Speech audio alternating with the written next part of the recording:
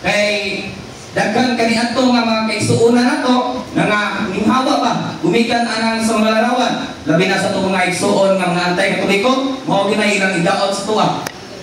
Unsa may panudlo sa atong simbahan? Ang simbahan nagtudlo nga ang larawan ni Kristo o larawan sa Panginoong Birhen Maria, larawan sa mga santos, wala na nato na ingon nga mao ginatong Ginoo, wala po na nato na kuana nga kana sila na inahong. Okay, kana lang kung mag-ampo tadaan. Kanang sana kanang gitudlo sa atong manunubos. Amahan namo manaak sa langit. Wala mo taga-ingon nga amahan namo manaak ka sa kulto. May ngano daw nga mag-ampo daw ta ng mga larawan nga kuan. Kay panudlo ko sa itong simbahan kana sa CCC o naba mo libro na kana Catechism of the Catholic Church. Mabasa nato na diha sa paragraph 21-32 ang pagsimba nato sa mga larawan o sa mga santos nga gitawag natong banaan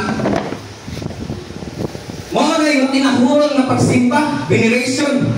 Dili ka ng pagsimba nga adoration nga God alone nga alang lang sa Ginoo. Pero ang uban natong mga isunan lahi ka ng tinuuan ang kanang mga antay-katoliko nga Iglesia ni Cristo, ang dali na born again, Seventh-day Adventist, uban pa. No? Alliance. Oh, mo ka alliance ng digay ko kadungog anig mo daot-daot kayo. Isang mabatuan pa rin ba? No? Oh. Ngano daw nakita kanang mga ribulto sa Katoliko atong ipapistahan, atong luhur-luhuran, no? Mo na yung sukaranan kanang sa Biblia, kanang pagsupak, mo na supak nila. Isulat mo ba?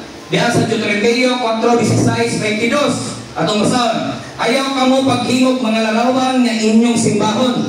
Larawan sa pinsan unsang dagway sa lalaki ug sa babaye. Kaniadto di ay gidili di ang mga larawan, no? Kay mabasa nato sa Biblia nga ayaw kamo paghingog nga mga larawan nga inyong simbahon. Larawan sa bisan unsang dagway sa lalaki o sa babaye. Mabasa na ito na sa Deuteronomio Kapitulo 4, versikulo 16 ngadto sa 22. Busa ang pagkulit sa mga larawan sa samang dagway sa lalaki, gidungtan di ay sa itong Ginoo. O na pa na isa, ilang gamiton? Exodo 23:5.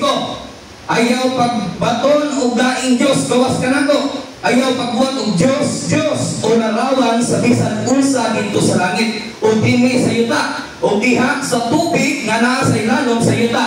Ayaw pagyugpo sa bisan unsang Diyos o ni magsimba ni ini kay ako ang Ginoo nga inyong Diyos nga bubuon ako. No? Ginili ko di ay sa Diyos ang paghimo og bisan unsang larawan o pagyugpo o pagsimba ngadto kanila. Kana ang atong tubag anak nila kay mao man kasagaraan nga iatake yun nila sa tuwa. Atong tubag anak kanang ilang pasangil nga gikutlo nila sa Biblia nga nagdili daw sa pagsimba sa mga Diyos o pagpesta bakaha, no?